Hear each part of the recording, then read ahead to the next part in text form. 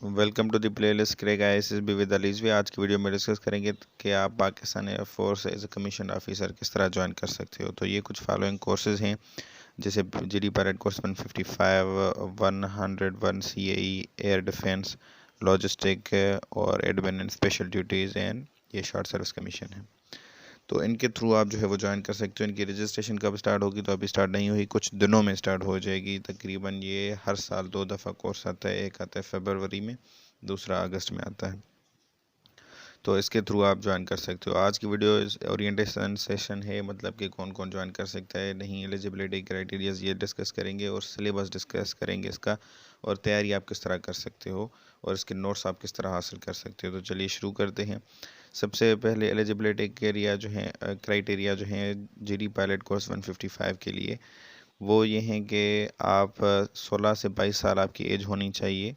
ठीक है, इसमें अप्लाई करने के लिए आप मेल या फीमेल सिटीज़न हो पाकिस्तान के, या आज़ाद कश्मीर का आपके पास डोमिसाइल हो, और आपकी हाइट 5 फीट 4 इंचज़ होनी चाहिए, और वेट जो है आपका उस हाइट और एज के हिसाब से एक बीएमआई चार्ट होता है उनके पास, उसके मुताबिक होना चाहिए। अगर ऊपर ज़्यादा होगा तो वो आपको टाइम देंगे कि आप जो है वो दुरुस्त कर लें अपना वेट।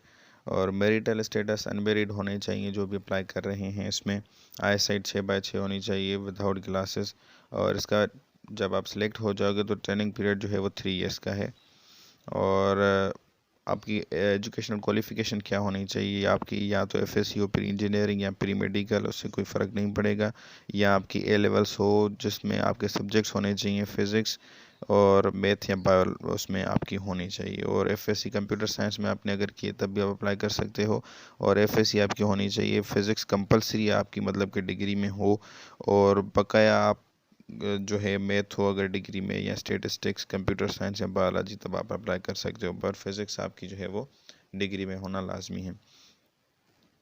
और eligibility criteria for air defence, तो एयर डिफेंस के लिए भी सेम एलिजिबिलिटी क्राइटेरियाज हैं जो कि हमने जीडी पायलट के लिए डिस्कस की, तो आप वीडियो पास करके देख सकते हैं। नेक्स्ट है कि सीएई एरोनॉटिकल इंजीनियरिंग या लॉजिस्टिक ब्रांच, तो इसमें जो है वो थोड़ा सा डिफरेंस होगा। इसमें एज क्राइटेरिया या हाइट वगैरह सेम होंगी, और कभी कभार क्या होता है कोर्स में जो है क्या करते हैं, ये फीमेल भी जो है वो अप्लाई कर सकती हैं इसमें। ठीक है, अगर इस कोर्स में फ़ीमेल अप्लाई कर सकेंगी तो वो आपकी एडवर्टाइजमेंट में वो मेंशन करेंगे, अगर नहीं तो वो मेंशन नहीं करेंगे।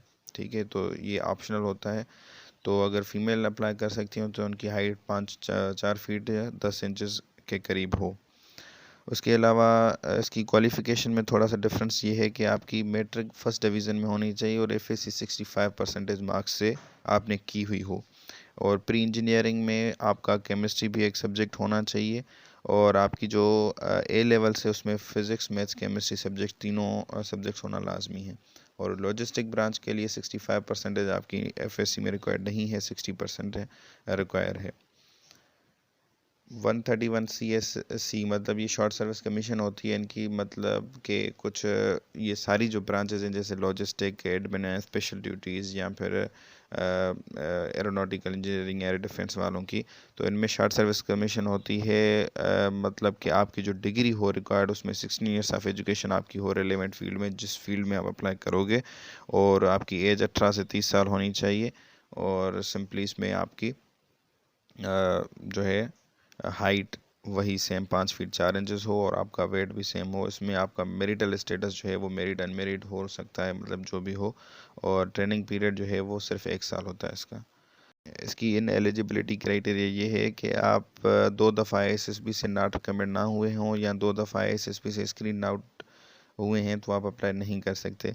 और कभी आप किसी गवर्नमेंट सर्विसेज में थे, आपको निकाल दिया गया वहाँ से, तब भी आप अप्लाई नहीं कर सकते। और अगर आपने अभी रिसेंटली आईएसएसबी दी है जिसको 4 महीने 120 डेज़ नहीं हुए, और आप तब भी अप्लाई नहीं कर सकते।